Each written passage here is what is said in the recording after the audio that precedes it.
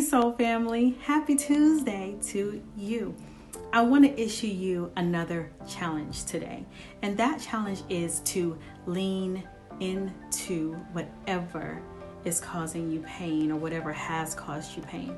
You see, it's in our avoidance that things last longer, and it's also sometimes in the avoidance that illness manifests, because we're burying it deep inside and it will lodge in different places in our body and cause various diseases. You see, in ancestral medicine, one of the first things that I do is, before I get into the lab work and looking into what a person may need, one of the first things I do is I want to know more about them. I want to know about their life. I want to know about their triggers. I want to know about their pain, and I want to know about the areas which they may be harboring unforgiveness or resentment.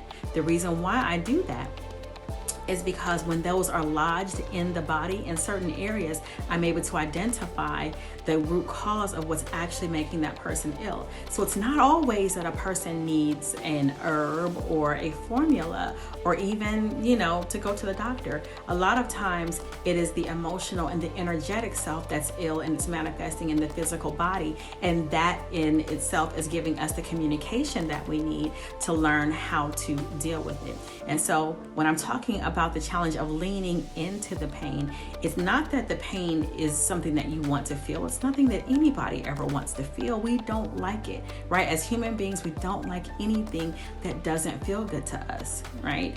We don't want to have to deal with those things. So what do? We push it away. We say, well, I'm not dealing with those things that no longer serve me. Okay, well, that's fine. But did you deal with it in a way that was conscious? Did you deal with it in a way that was loving? Did you deal with it in a way that was full of gratitude for the experience? Or did you do it in a way that still had some resentment, that still had some anger, that you were still pissed off about? Those are things you have to really ask yourself, because that helps you to identify what's really, really, really going on, and if you have really dealt with it. If you don't deal with it, all you're going to do is bury it. Right? And sometimes we bury it in ways that we don't think that we do. A lot of times, oh, but I'm over that, or I'm not thinking about that person, or whatever. Yeah, you are. Yeah, you are. And you can tell by how you feel about it. Sometimes our indignation is righteous, and sometimes our indignation is a cover up for how we're really feeling, right? Sometimes we get in our ego, and our egos have to, kind of rise up, because they didn't know what they were missing. Didn't they know who I was? Oh, they better ask somebody.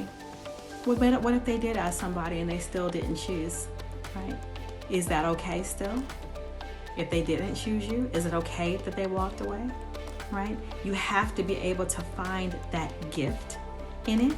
You have to be able to then release it and get into acceptance, because if you don't lean into what happened, you will lean away, and you will continue to watch it, and it'll bury, and it'll cover you, and it'll cover you, and it'll eventually bury you, and you'll suffocate underneath that.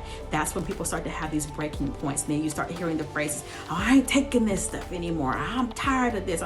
You're only tired because you didn't deal with it in the first place, and what you've been carrying has just simply gotten too heavy. So my challenge for you today is deal with it. Allow yourself to feel it. Experience it. It's not going to feel good at first, even if you need a partner to help you with that. Someone who can listen, someone who can help coach you through ways that can help you learn strategies for processing what happened. However you need to do it, lean into it. Allow yourself to experience it. Even if you got to shed some tears, even if you got to feel the pain, which you do, because otherwise it's just going to manifest as illness later. How do I know?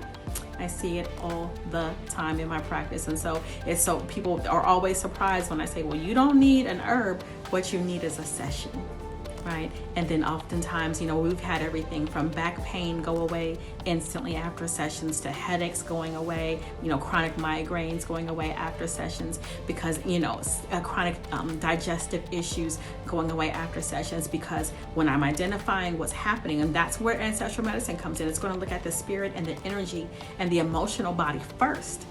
Then it's going to see and correlate that with what's coming up in terms of the physical body, because the physical body never, ever lies. It is our clue to what's happening inside the body. This has been your Tuesday challenge. I am Mania Mondley, your modern day medicine woman.